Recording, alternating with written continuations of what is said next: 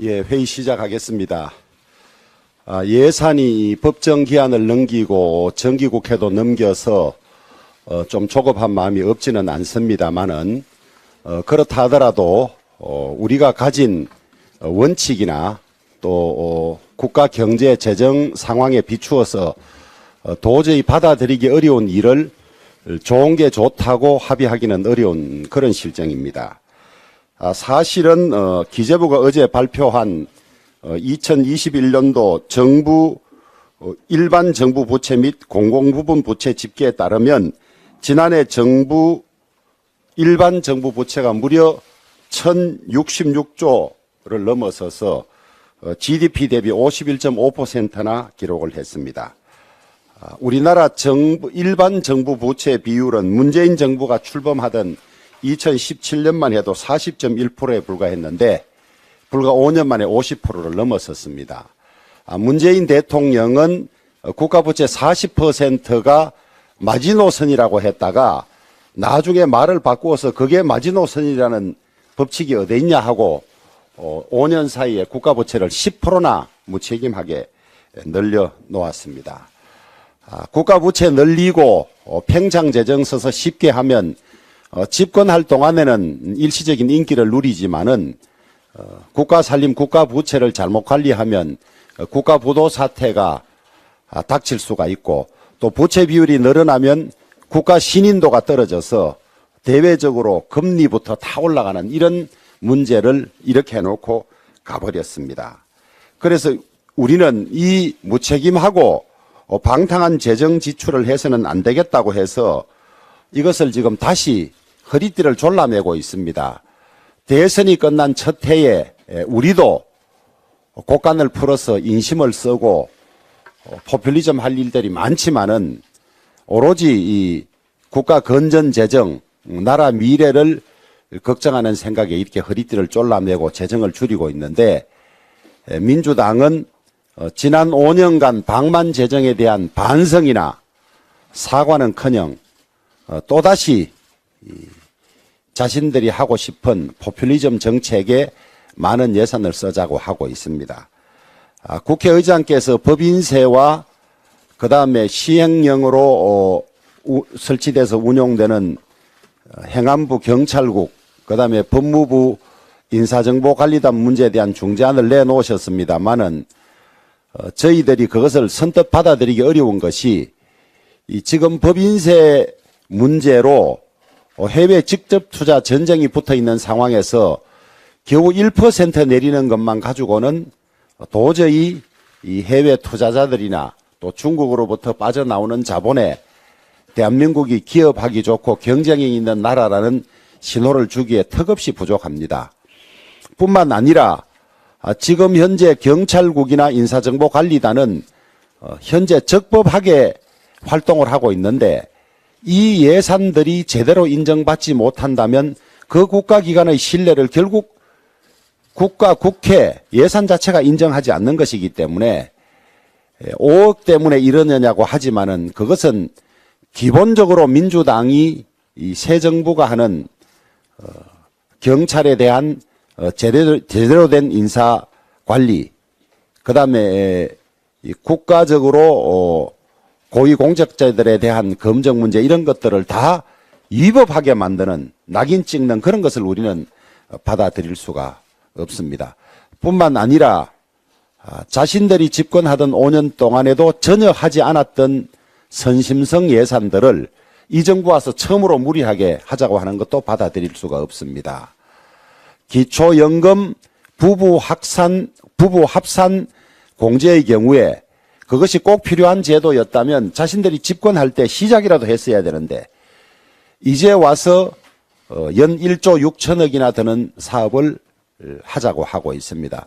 그것은 부부 합산 폐지로 이익을 받을 가정에 대해서는 인기가 있을지 모르지만은 연금 전체의 틀이라든지 구조에서는 전혀 맞지 않은 이런 일들입니다. 그래서 저희들은 예산을 빨리 통과시켜서 집행 준비를 해야 된다는 초조함도 있고 또 그렇다고 하더라도 우리가 민주당의 무리한 요구를 받아서 앞으로도 원래 그렇게 시작하면 앞으로도 그렇게 될 수밖에 없기 때문에 도저히 받아들일 수 없는 일들은 받아들일 수 없는 그런 어떤 사이에서 고민을 하고 있다는 점을 말씀드리고, 국민들께서는 조금만 참아주시면 저희들이 하는 일이 이 국가 재정을 건전하게 하고 우리 미래 세대들에게 도움이 되는 것이기 때문에 이러고 있다는 점을 잘 이해해 주시면 좋겠습니다. 어제 국정과제 점검회의가 대통령 주재로 열렸습니다. 여러 가지 현안들이 논의되고 보고가 있었습니다마는 저는 그중에서 가장 중요한 것이 3대 개혁을 본격적으로 하겠다고 발표한 거라고 생각을 합니다. 연금개혁은 다행히 국회에서 연금개혁 특위가 구성이 돼서 활동을 하고 있고 진행이 되면 성과가 나올 걸로 생각을 합니다. 노동개혁과 교육개혁 없이는 대한민국이 재도약할 수 없고 심지어 지속 가능성도 없다는 것이 모든 전문가들의 견해입니다. 이런 노동 경직성 가지고는 국내 자본도 국내 공장을 짓지 않고 해외 자본은 물론 들어오지 않습니다. 해외 자본들이 국내에 들어오지 않은 이유나 또 국내 재벌들이 기업을 외국에 만드는 이유를 조사해보면 하나같이 중요한 이유가 노동 경직성, 강성 노조를 꼽고 있습니다. 지금 이대로는 귀족 특권 강성 노조만이 특혜를 가지고 있고 나머지 대부분의 노동자들이 손해를 입는 그런 구조입니다. 그래서 4대 원칙을 말씀하셨습니다마는 노동의 유연성을 확보해야 되고 그다음에 노동자들 간의 공평성이 유지돼야 됩니다. 특권 귀족 노조만이 배불리고 살고 나머지 사람들이 그 특권 귀족 노조 때문에 제대로 된 권리를 행사하지 못한 이걸 깨지 않으면 되지 않습니다. 그다음에 교육개혁도 마찬가지입니다. 지금 공교육이 다시 살아나서 사교육 부담이 줄어들고 공교육 내에서는 4차 산업혁명, 융합 창의에 따른 교육이 돼야만 따라갈 수가 있습니다. 지금까지 대한민국이 자원이 없는 상태에서 이나마 성장할 수 있었던 것은 교육과 인재의 힘이라고 합니다. 그런데 앞으로 필요한 교육과 인재는 지금까지의 교육이 더 이상 유효하지가 않습니다. 이제는 창의성, 수월성의 바탕을 둔 영재교육이랄까 이런 것들이 살아나는 교육에게만 하는데 지금의 교육 방식 또 전교조가 주장하는 교육 방식으로는 더 이상 우리가 교육에서 다른 나라를 앞서갈 수가 없습니다. 그런데 참 안타까운 일은 이런 개혁을 민주당이 주도하면 쉽게 성공할 수가 있습니다. 우리들은 국민의힘은 이런 개혁을 적극 하자는 입장이고 따라서 민주당이 주도해서 하면 쉽게 이루어질 수 있는 나라 전체적으로 역사의 흐름에 비추어 보면 이런 개혁을 할 수 있는 골든타임이 지금인데 민주당 생각 자체가 전혀 그렇지 않기 때문에 이 안타까운 시간이 흘러가고 있다. 우리가 역사적으로 되돌아보면 그때 왜 그런 바보짓을 했을까 하는 시기가 있습니다마는 나중에 지나서 보면 왜 그때 민주당이 노동개혁과 교육개혁에 앞장서지 않았을까 하는 그런 비판과 후회의 시기가 반드시 올 거라고 생각합니다. 민주당에 다시 한번 간곡히 부탁을 드립니다. 대한민국이 지속적으로 성장하고 우리 미래 세대들이 세계에서 자랑스러운 나라를 만들려면 지금 민주당이 앞장서서 노동개혁과 교육개혁을 해야 합니다. 특정 지지 세력에 사로잡혀서 그들의 주장을 대변하고 그들만의 이익을 위하면 결국 국민들이 민주당을 외면할 것입니다.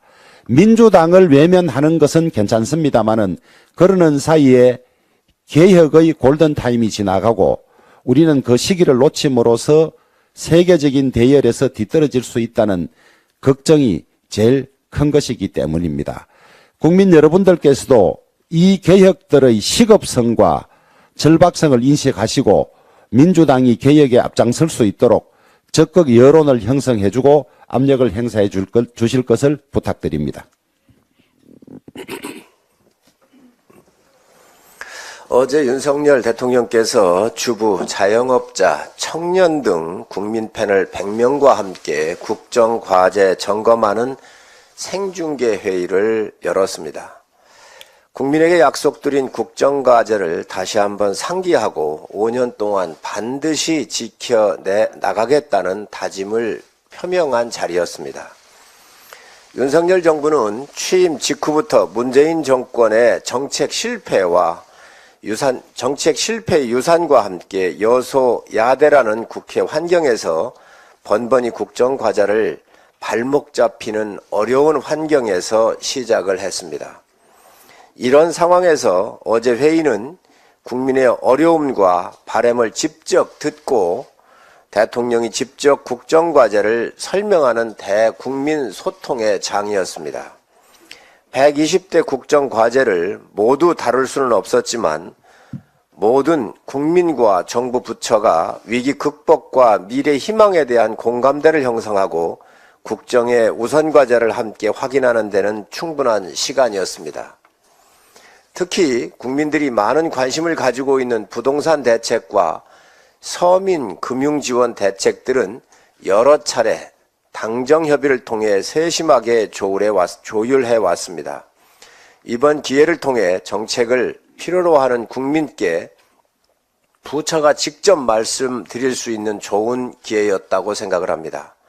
특히 대통령께서 인기 없어도 노동, 교육, 연금 등 3대 개혁은 반드시 하겠다라고 말씀을 하셨습니다. 어느 정부도 말하지 못했던 과제들입니다. 초인류 국가로 가기 위한 지난한 개혁이 없다면 역사에 죄를 지을 수 있습니다. 윤석열 대통령의 큰 결단에 동참해 주시기 바랍니다. 정치가 권력의 획득만 목표로 해서는 안 됩니다. 독일 슈레더 총리의 개혁은 통일 독일의 모범 사례입니다. 민주당에 요청을 합니다. 윤 대통령 개혁에 함께 해 주십시오. 다음 세대와 대한민국의 영속적인 전진을 위해 함께 해 주시기를 요청합니다. 예산안은 이재명 대표가 취임 100일 때에도 하지 않았던 기자회견을 할 만큼 중요한 사안이기도 하지만 국민들이 듣고 싶었던 말은 예산에 대한 입장만은 아니었습니다. 바로 전날 대정동 불법 개발 의혹의 핵심 인물인 김만배 씨가 극단적 선택을 하고 중환자실에서 치료를 받고 있었기 때문입니다. 대장동은 이재명 대표가 직접 설계하고 실행한 단군 이래 최대 치적이라고 자화자찬했던 사업입니다. 그 사업의 키맨이 수사를 받다 극단적 선택까지 했습니다.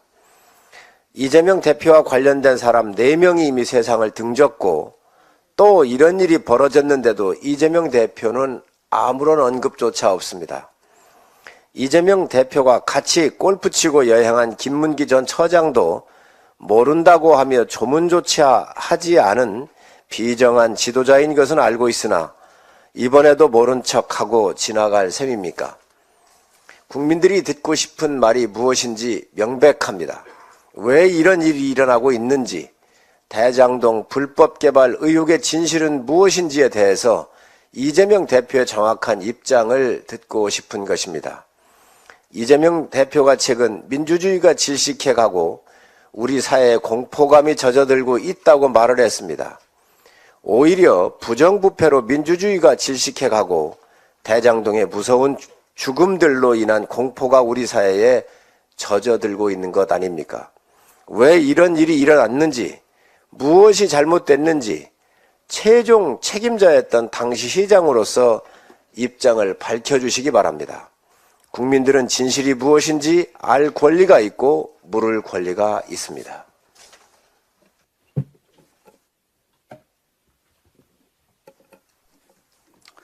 윤석열 정부와 국민의힘은 문재인 정권 5년 동안 사회 각 분야에 만연한 비정상들을 하나하나씩 차근차근 정상화해 나갈 것입니다.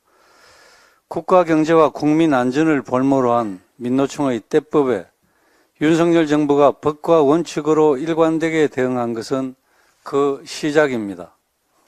무엇보다 노동연금, 교육의 3대 개혁은 지난 대선 기간 국민께 했던 약속을 실천하는 것인가 동시에 바로 서는 대한민국을 위해 그리고 앞으로 이 땅에서 살아갈 미래 세대를 위해 더는 미룰 수 없는 과제일 것입니다. 지난 5년 망국적인 포퓰리즘에 빠져 자화자찬과 생색내기로만 일관했던 문재인 정부 실정의 결과는 어떠했습니까? 이른바 문재인 케어는 겉으로는 대다수 국민을 위해 보장성을 확대한다고 했지만 정작 그 결과는 반대였습니다. 외래진료 여행의 수 상위 10명이 한 사람당 1년간 무려 1200회에서 2000회의 외래진료를 받는 등 오히려 불합리하고 불공정을 심화시켰습니다. 게다가 미래를 생각하지 않은 퍼주기식 재정 운영으로 인해 당장 내년부터 건강보험 재정은 적자로 전환되고 2040년에는 누적 적자가 무려 678조 원에 이른다고 합니다. 노동 분야도 마찬가지입니다. 기업이 잘 돼야 일자리가 늘어나는 것은 당연한 이치임에도 문 정권은 들에 온갖 규제로 기업 활동을 위축시켰고 민노총에 발목 잡혀 불법과 대법을 용인하며 노동시장의 경쟁력을 퇴보시켰습니다. 그 결과 기업 투자는 줄어들었고 양질의 일자리는 사라졌으며 청년들은 일할 기회를 박탈당했습니다. 문 정권은 5년 내내 촛불 청구서에 발목 잡힌 민노총 눈치 보기, 막대한 혈세를 투입한 단기 일자리 늘리기 등 보여주기식 통계에만 매몰된 생색내기 자화자찬으로만 일관했던 것입니다. 국가의 백년지 대계인 교육에서도 지난 정권은 아이들조차 이념의 볼모로 잡았으며 정교조에 장악된 교육 현장은 편향과 왜곡으로 얼룩졌으며 진정 아이들을 위한 교육은 사라진 채 하향 평준화로 글로벌 시대의 경쟁력을 갖춘 인재 양성은 어려워졌습니다. 결국 그로 인한 피해는 고스란히 우리 국민이 또 대한민국의 미래를 이끌어나갈 청년과 미래 세대들이 떠안아야 했습니다. 이제 미래 세대에게 짐을 지우지 않되 필수 의료는 강화하는 공정성이 담보된 연금개혁, 기업 경쟁력 제고와 선진 노사문화 정책을 위한 노동개혁, 경쟁력 있는 인재 양성을 위한 교육개혁은 거부할 수 없는 시대적 과제이자 어른 세대의 책무입니다. 하지만 민주당은 지난 5년간 무책임했던 자신들의 과오에 대한 반성은커녕 온갖 자극적인 단어를 동원해가며 국민께 한 약속을 지키겠다는 윤석열 정부의 실천 의지에 악의적인 프레임을 씌우기에 나섰습니다. 민주당이 이런 식의 가짜 뉴스와 악의적인 선동으로 정부 정책을 왜곡하며 대한민국의 발전과 미래 세대를 위한 계획을 가로막은 것은 한두 번이 아닙니다. 참으로 무책임하고 후한무치합니다. 하지만 우리 국민들께서는 더는 민주당의 악질, 저질 선동에 속지 않습니다. 정치꾼은 다음 선거만을 생각하고 정치인은 다음 세대를 생각한다고 했습니다. 국민께서는 당장 눈앞의 지지층에 매몰되어 무책임한 포퓰리즘으로 일관한 민주당과 앞으로 이 땅에 살아갈 미래 세대를 위해 책임을 다하겠다는 국민의 힘을 두고 누가 정치꾼인지 누가 정치인인지 명확히 판단하실 것입니다. 후진적 관행이 국가 경쟁력을 갉아먹고 있는 상황을 그대로 방치해서는 안 됩니다. 세계에서 가장 경직적인 노동시장, 획일적인 인재만 쏟아내는 낡은 교육 시스템, 파산이 예정된 연금제도로는 지속 가능한 미래, 대한민국 발전을 이뤄낼 수는 없습니다. 대통령께서도 어제 열린 제1차 국정과제 점검회의를 통해 대한민국 제도약과 미래 세대를 위한 개혁 추진 의지를 확고히 했습니다. 대통령의 말씀대로 개혁은 인기 없는 일일지도 모릅니다. 하지만 그저 인기만을 위해 오늘 개혁을 내일로 미루는 것은 미래 세대에게 죄를 짓는 일입니다. 윤석열 정부와 국민의힘은 국민과의 약속을 반드시 지킬 것입니다. 대한민국의 미래를 위해 그리고 우리의 아이들을 위해 이제 비정상을 정상화할 시간입니다.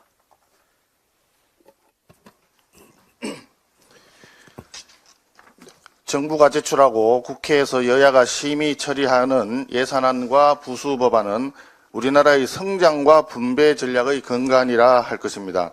국가 경제뿐 아니라 국민 개개인의 삶과도 밀접하게 연관되어 있기 때문에 특정 정당이 정치적 입장이나 이익을 앞세워 결정해서는 안 되는 것이라 할 수 있습니다. 이러한 점에서 예산안의 원만한 타결을 위해 고뇌에 찬 중재안을 제시해 주신 국회의장님께 존경과 감사의 마음을 전합니다. 하지만 의장님의 중재안에 대해서 우리 당에서는 쉽게 받아들일 수 없고 보류할 수밖에 없습니다. 그 이유를 간략하게 설명드리겠습니다. 먼저 법인세 문제입니다. 정부 안에서 법인세를 3%포인트 인하해 온 것은 두 가지의 의미가 있다고 할 것입니다. 먼저 외국과의 세율 격차를 줄임으로써 기업의 경쟁력을 제고하고 해외 투자를 촉진함으로써 국내 일자리를 확보하는 그런 측면이 있습니다. 또 한 측면은 세율 체계를 간소화하겠다라고 하는 측면입니다. 현재 4단계로 되어 있는 것을 3단계로 줄이고자 했던 것입니다. 중국도 단일 세율 체계를 유지하고 있는 것을 볼 때 세율 체계 간소화는 시급한 과제가 아닐 수 없습니다. 그런데 1%포인트만 인하를 하게 된다면 세율 체계 간소화라고 하는 취지는 달성하기가 불가능하고 기업의 경쟁력을 촉진하기 위한 그런 취지도 전체가 아니라 일부 다소 미흡하게밖에 달성하지 못한다는 측면이 있습니다. 쉽게 얘기해서 은발의 오줌 누기라고 할 것입니다. 그렇기 때문에 법인세 1%포인트 인하는 기업 경쟁력 측면에서 미흡하다라고 저희들은 판단할 수밖에 없었습니다. 두 번째, 대통령령으로 설립된 기관들이라고 문제를 지적해 주셨습니다. 여기에 대해서 입법적으로 해결하거나 권한 있는 기관들에서 적법성 여부에 대해서 결정이 있을 때까지는 예산을 삭감하고 예비비에서 지출할 수 있도록 그렇게 부대 의견을 달자고 제안을 해 주셨습니다. 그러나 이것도 거꾸로 되어야 할 것입니다. 일단 금년에 설립되어서 정상적으로 활동이 진행 중인 기관들입니다. 일단 예산을 반영해서 집행을 하되 권한 있는 기관들에서 적법성 결정이 나서 이것이 잘못되었다라고 판단이 되면 그때 예산 집행을 즉시 중단하도록 그렇게 부대 의견을 달아야만이 올바른 방향이라고 할 것입니다. 아울러 정부 내에 국 단위의 하부기관의 신설 여부에 대해서 입법부에서 지나치게 관여하는 것 자체가 삼권 분립을 규정하고 있는 헌법 정신에 상충되는 측면이 있음을 고려해야 될 것으로 생각합니다. 또한 마지막으로 현재 639조의 예산 중에서 5억을 가지고 그렇게 문제가 되느냐라고 했지만 그 5억뿐만이 아니라 다른 쟁점들이 아직 타결되지 않은 부분들이 많이 있습니다. 그렇기 때문에 일괄해서 타결을 해야 되고 합의에 이르러야 된다고 생각을 합니다.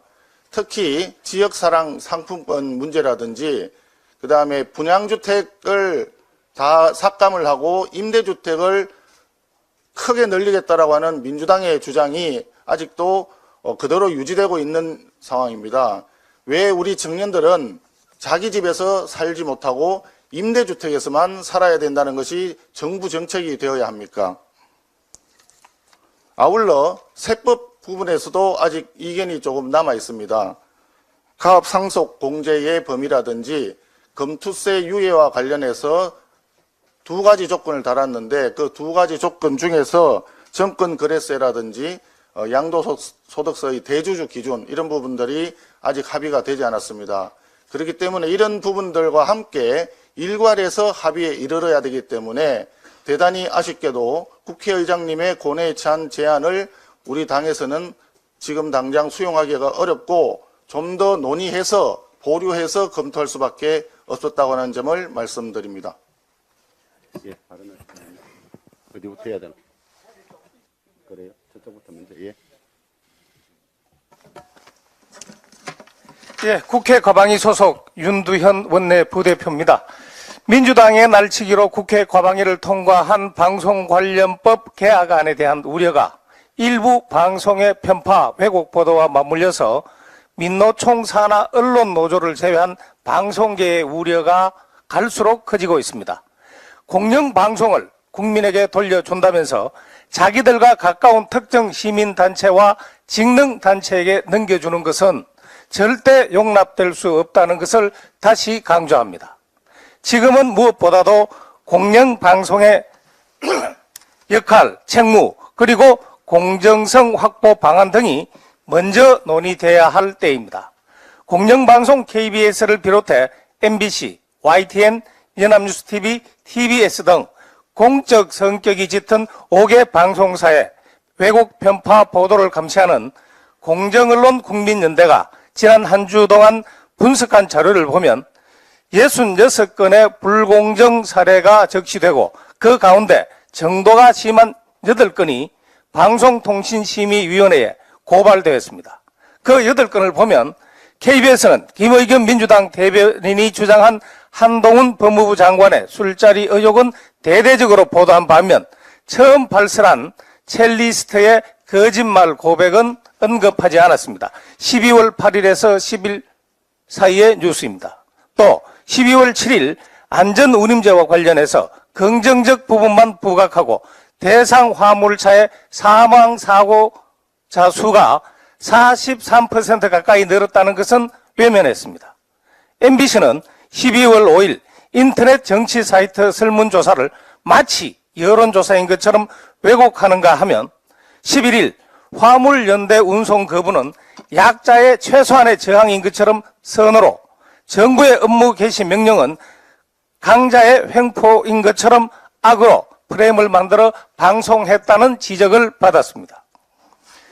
TBC 역시 12월 5일 풍설, 시중에 떠도는 근거 없는 이야기를 마치 사실인 양 대담 프로를 진행했다는 비판을 받았습니다.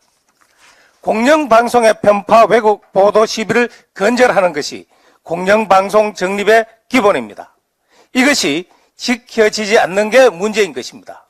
우리의 방송체계는 80년대 중반 언론 흑역사로 남아있는 언론 통폐합 당시 만들어진 골격이 그대로 유지되고 있습니다. 방송과 통신 기술이 하나가 되고 사회도 엄청나게 다양화된 지금 곳곳에서 모순이 드러나고 있는데 이에 대한 근본적인 치유 없이 거버넌스 체제만 바꾸겠다는 민주당의 방송관련법 개혁안은 모순의 연구화에 다름없습니다. 마치 맹장염 환자에게 아프다고 하니까 수술은 하지 않고 아파? 그럼 하면서 진통제만 처방하는 격입니다. 이게 올바른 처방입니까? 공영을 공영답게, 민영을 민영답게 만들어야 합니다. 그것이 방송개혁의 첫걸음입니다. 감사합니다. 예, 그 차례대로 거래 가십시다. 예. 예, 기재위 간사 유성걸 의원입니다. 원내대표님과 또 수석께서 내년도 예산안에 관련돼서 말씀을 하셨기 때문에 구체적으로 말씀을 안 드리겠습니다. 민주당은 내년도 예산안과 세법을 포함한 예산 부수 법안에 대해서 전향적으로 적극 협조해 주시기를 촉구합니다. 오늘은 그 금리 격차 관련돼서 한미 금리 격차 관련돼서 말씀을 좀 드리겠습니다. 현지 시간으로 그제죠 14일 미국 연방공개시장위원회 FOMC가 연방준비제도 이사회 연방준비제도에서 기준금리를 0.5%포인트 인상해서 연 4.25에서 4.5로 올렸습니다. 이로 인해서 우리나라의 기준금리 3.25%와 미국의 기준금리 격차가 상단 기준으로 1.25%포인트로 벌어졌습니다. 이는 지난 2000년 10월 1.5%포인트 격차 이후에 22년 만에 가장 큰 금리 역전으로 나타나고 있습니다. 문제는 미국의 기준금리 인상이 앞으로도 계속 예고되고 있다는 겁니다. 연준은 사상 초유의 0.75%포인트 말하여 울트라 스텝을 4회 연속 실시를 했습니다. 그리고 앞으로도 계속하겠다는 취지의 이야기를 하고 있습니다. 내년 말 기준으로 금리 예상치가 5에서 5.25%로 제시되었고, 제롬 파월 연준 의장 역시 기자회견에서 인플레이션이 확실하게 잡힐 때까지 금리 인하는 없다는 아주 강한 매파적 발언을 이어가고 있습니다. 역시 내년에 미국발 금리 인상이 예고되어 있는 그런 상황입니다. 이런 상황에서 우리나라의 부동산 시장의 연착륙 대책이 시급합니다. 국토교통부 발표에 의하면 10월 주택 통계를 보면은 10월 말 기준으로 해서 전국의 미분양 주택이 47,217가구로 나타났습니다. 이 중에서 대구광역시가 1,830가구로 22.9%를 차지해서 미분양 숫자가 가장 많은 시도가 되었습니다. 기준금리 인상에 따른 시중대출 이자율 금리가 오르면은 금융권에서 PF 대출을 더욱더 엄격하게 시행을 할 거고, 건설사들의 유동성이 매우 위기에 처할 가능성이 있습니다. 그래서 일부 사업장의 부도 위험성이 높아지고 있다는 분석이 나올 수 있습니다. 정부는 부동산 규제 추가 완화 방침을 밝히고 있습니다. 그렇지만 급격한 금리 인상에 따른 부동산 시장의 충격 완화를 위한 연착륙을 위한 추가 대책이 필요한 시점입니다. 특히 지방의 아파트 미분양 사태가 속출하고 있어서 우리 경제에 앞으로 큰 위기 요인이 될 수 있다는 분석들입니다. 관계기관의 면밀한 모니터링과 추가적인 대책이 필요하다는 말씀을 드립니다. 이상입니다. 예, 이태규 의원.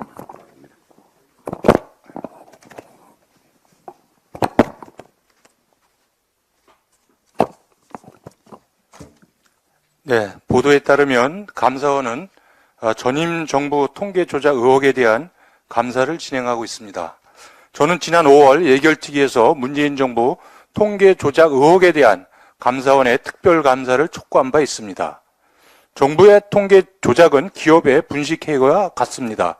기업이 분식회계를 통해 소비자를 속이고 주가를 조작하듯이 정부의 통계 조작은 정책의 오류와 실패를 감추고 국민을 속이는 국가적 중대 범죄입니다. 문재인 정부 때 느닷없는 통계청장의 경질, 소득주도 성장으로 서민 고용 시장이 위축되고 하위 20% 소득이 급감했는데도 최저임금 인상 효과가 90%라는 대통령의 황당한 발언, 부동산값 폭등으로 청년과 서민들이 절망할 때 지난 3년간 서울 집값이 11%밖에 안 올랐다고 주장했던 주무장관 발언이 정부 통계 조작의 방증들입니다. 통계는 국가정책의 기본입니다.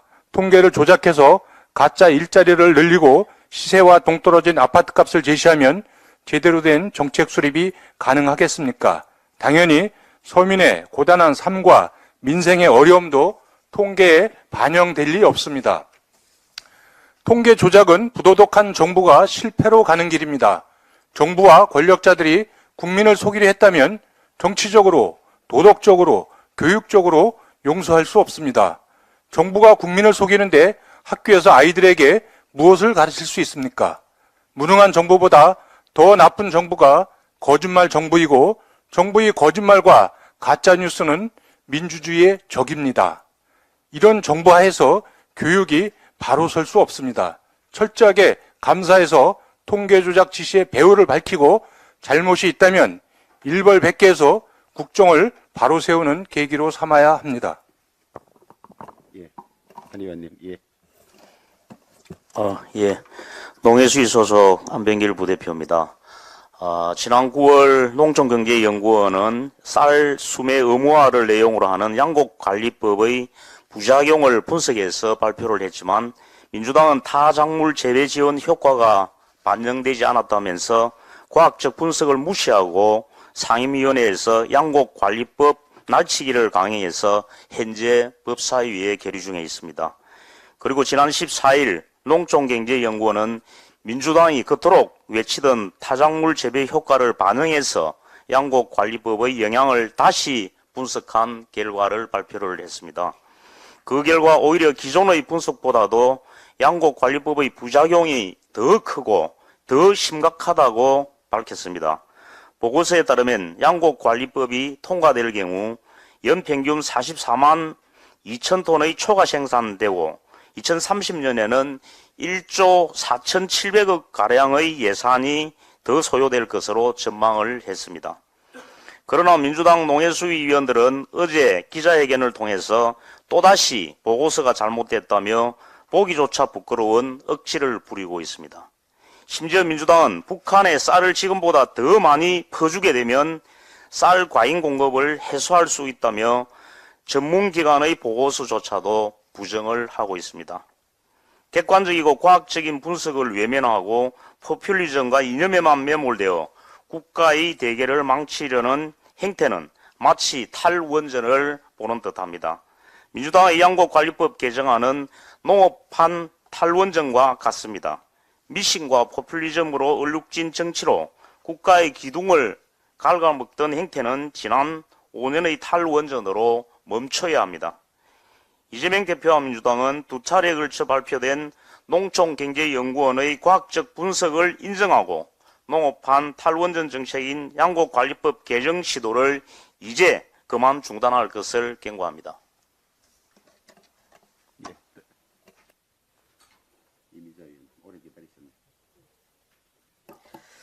네, 한노희 간사 이미자연입니다.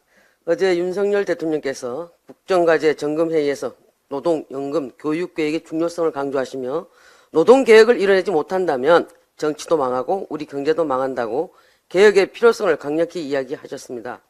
특히 우리나라 노동법은 60, 70년대 공장시대 법제를 기반으로 하고 있어 디지털 혁명의 4차 산업혁명 시대에 맞게 노동제도가 바뀌지 않으면 경쟁에서 질 수밖에 없고 3, 4류 국가로 전락할 수밖에 없다고 하셨습니다. 이에 현 정부가 추진하는 노동개혁은 시대 변화에 맞는 법, 제도 혁신입니다. 노동시간의 유연성, 노노 간의 공정성, 직장에서의 안전성, 그리고 노사관계의 안정성입니다. 즉 임금은 공정하게, 시간은 자유롭게, 약자 보호는 두텁게입니다. 야권과 노동계는 근로시간의 선택권 강화를 두고 장시간 근로를 강요한다고 또 프레임을 씌우고 있습니다. 이것은 본질은 노사가 원할 시 연장근로 관리 단위를 월, 분기, 연 단위로 확대하자는 것입니다. 장시간 근로 강요가 아니라 선택권을 다양하게 주자는 것입니다. 노사가 변화를 원치 않는다면 현재대로 하면 됩니다. 야당과 노동계는 더 이상 이상한 프레임 씌우지 마시고 본질을 왜곡시키지 마시기 바랍니다. 최근 화물연대 집단 운송에서 보았듯이 우리 국민들은 노사 법치로 공정한 노사 문화 확립을 원하고 있습니다. 노사 불문하고 불법 행위는 엄정 대응해야 합니다. 지금 현재 건설 현장에서는 노조의 부당 노동 행위가 도를 넘고 있습니다. 대명천지에 칼만 안 들었지 강도짓을 하는 사람들이 있습니다. 호남 지역 A 건설사는 강주 아파트 건설 현장에서 일하던 타워크레인 기사 B씨에게 2016년 12월부터 18년 1월까지 14개월 동안 매달 300만 원에서 540만 원, 총 4,240만 원의 원래비를 지급했습니다. 원래비는 장비 대여료나 임금과는 별개로 추가로 주는 일종의 뇌물입니다. B씨를 포함해서 이 현장에서 일하는 타워크레인 기사 6명이 같은 기간 원래비로 받은 돈은 모두 2억 4,440만 원에 달합니다. A 건설사는 다른 아파트 건설 현장에서도 타워크레인 기사 2명에게 2016년 9월부터 이듬해 10월까지 모두 14차례에 걸쳐 매달 300만 원씩 원래비 8,100만 원을 지급했습니다. 또 다른 현장에서도 기사 5명이 11개월간 총 1억 8,140만 원을 챙겼습니다. 이후 법원에서 타워크레인 조종사의 원래금 강요와 관련하여 불법성 있는 건절되어야 할 관행이라고 판결했지만 아직도 현장에는 만연해 있다고 합니다. 금품 강요뿐 아닙니다. 2021년 11월 목포에서 민노총 건설노조 조합원 3명이 다른 노조 소속 조합원이 타워크레인 작업을 하자 현장 입구에 천막을 치고 조합 차량으로 입구를 막는 등 공사를 지연시켜 결국 다른 작업으로 전환 배치시켰습니다. 올해 초 충남 아파트 건설 현장에서 민노총 충남건설 기계지부 조합원들이 비조합원 차량 퇴출을 요구하며 비조합 펌프카 기사 4명을 집단 폭행한 사건이 있었습니다. 최근 인천 부평 건설 현장 민노총 건설 노조는 11일 동안 타워크레인 불법 점거 후 기존 노동자를 해고하고 자신들의 조합원 채용을 강요하였습니다. 노조는 장비 사용, 조정사 채용을 강요하고 원래비 등의 부당 금품을 요구하며 자신들의 요구가 관철되지 않을 시 장비 점거, 하역 거부, 태업 등 업무상의 보복 행위를 통해 공사 진행을 방해하고 있습니다. 공사 지연으로 인한 손실이 수천억에 달하지만 노조의 부당 요구 수용 시 발생하는 비용은 수천만에 그치다 보니까 시공사가 노동자에 휘둘리는 사항이 번복되고 있습니다. 대한민국의 건설노조 해방구가 만들어지고 있습니다. 이러한 상황인데도 불법 파업을 조장하는 노조법을 개정하자고 하는 야당 의원들 제정신인지 묻고 싶습니다. 건설 현장 불법 행위에 대한 전쟁을 선포해야 합니다. 노조법 개정이 먼저가 아니라 다시 한번 말씀드리지만 건설 현장 불법 행위에 대한 전쟁을 선포해야 합니다. 법과 원칙에 의한 강력한 공권력이 필요합니다. 경찰, 고용노동부 등 관계기관의 철저한 현장 직권조사와 엄정한 법 집행만이 건설노조의 불법을 건절시킬 수 있습니다. 그리고 불법 건품 강요, 채용 절차법을 위반한 타워크레인 기사에 대해서는 관련 면허 취소 및 형사 처벌 근거를 만들어서 불법 행위가 건설 현장에서 사라지도록 한노위에서 관련 법규들을 재정비하겠습니다. 이상입니다. 예, 오늘 조선중앙통신 보도 내용이 있어 간략하게 설명드리겠습니다. 오늘 조선중앙통신에서 서해 위성 발사장 동창리입니다. 거기에서 김정은 현장 지도하에서 140톤 TF, 140톤을 덜 올릴 수 있는 걸 TF라고 하는데 그 추력을 가진 엔진 시험 중에서 지상발사 분출 시험을 성공했다 이렇게 보도를 했습니다. 기술적으로 보면 기존 백두 엔진이 80TF인데 톤폴스인데 그에 비해서 이게 140TF니까 엄청나게 추력이 향상됐고요. 지난번 발사한 화성 17호는 80TF 두 개를 묶어서 화성 17호로 썼기 때문에 합치면 160TF입니다. 그러니까 이번에 발사한 것은 화성 17호에 들어가는 걸 한 개로 거의 충당 가능할 능력이고 그걸 두 개 클러스팅 묶으면 280TF가 되기 때문에 2021년 1월 달에 김정은이가 8차 당대에서 초대형 핵탄두, 그 다음에 지상 또는 수중 발사 ICBM을 고체화하라 이렇게 지시한 거에 대해서 진일보했고 어쩌면 내년에 고체 연료의 ICBM을 실제 시험 발사할 가능성이 높아졌다고 생각합니다. 여기에 대해서 한 두 가지 정도 문제점이 있는데 북한의 이번에 신형 엔진 시험은 북한이 1차 핵시험을 했던 2006년에 나온 유엔 안보리 결의안 17185로부터 북한이 6차 핵실험, 화성 15를 쏴서 안보리 결의가 나온 게 23975인데 10개의 안보리 결의안, 10년간 10개의 안보리 결의안은 모두 위반한 겁니다. 그래서 여기에 대해서는 다시 한번 안보리에서 강력한 제재를 할 수 있도록 다시 한번 우리 외교당국에서 힘을 써주시기 바라고요. 그 다음에 하나는 이 동창리 핵시설을 이용을 했는데 김정은과 문재인의 거짓말이 또 여실히 드러났습니다. 2018년 9월 19일 평양 공동선언 제5조 1항에 이렇게 되어 있습니다. 북측은 동창리 엔진 시험장과 미사일 발사대를 유관국 전문가들이 참관하에 우선 영구적으로 폐기하기로 하였다. 9.19 합의 및 그 원조에 해당되는 평양 공동선언 정면 위반입니다. 그리고 문재인 전 대통령은 9월 20일 평양 공동선언 대국민 보고에서 동창리 엔진 시험장과 미사일 발사대를 영구적으로 폐기할 것을 확약했다. 완전히 거짓말이죠.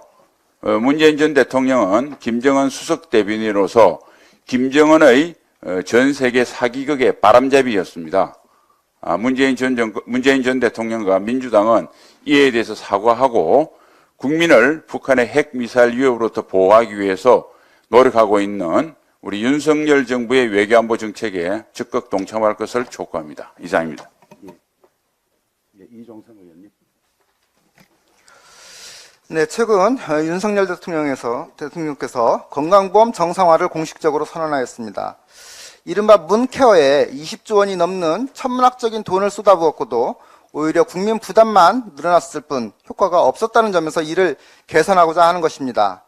문케어는 시행 전부터 건강보험 전문가뿐 아니라 의료계, 학계에서 의료 과다 이용, 의료 전달체계 붕괴 등을 지적한 바 있습니다. 심지어 정부 내부 보고서에서도 풍선 효과 등을 우려했음에도 의료 포퓰리즘을 위해 무책임하게 문케어를 강행한 것입니다. 결국 전문가들이 예견했던 문제들이 하나하나 현실화됐고 백내장 수술 같은 경우 수술비가 20배나 폭증했고 초음파, MRI 등 과다 이용으로 무분별한 급여화로 인한 부작용 사례가 나타난 것입니다. 특히 심각한 것은 의료 전달 체계가 붕괴되었다는 것입니다. 일반 환자들의 상급병원 이용이 증가하면서 정말 상급병원을 이용해야만 하는 중증 환자들이 진료를 받기 위해 수개월씩 기다려야 되는 것이 일상화되었습니다. 또한 정작 보호받아야 할 의료 취약계층은 도리어 외면받고 취약계층에게 없어서는 안 될 재난적 의료비 지원 사업은 문케어 이후 오히려 축소되었습니다. 장애인 주치 사업도 계획 대비 겨우 0.1%만 집행되었습니다.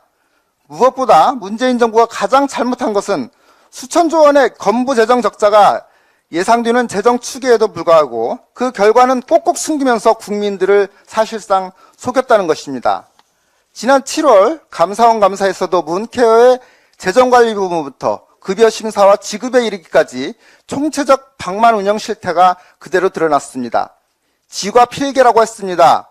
잘못을 알면 당연히 고쳐야 하는 것입니다. 그런데 민주당은 새 정부의 당연한 일을 색깔딱지 운운하며 정치적 공방으로 대통령 때리기에만 몰두하고 있습니다. 혹여 민주당 주장처럼 20조 원을 들여서 9조 원의 의료비 부담 경감이 효과가 있었다고 하면은 그게 자랑할 일입니까? 건강보험 보장률은 고작 2.6% 상승에 그치고 국민들의 건강보험료는 12% 넘게 올려가지고 보험료 폭탄을 안겨준 그런 결과를 놓고 고민과 반성이 있어야 되는 거 아닙니까?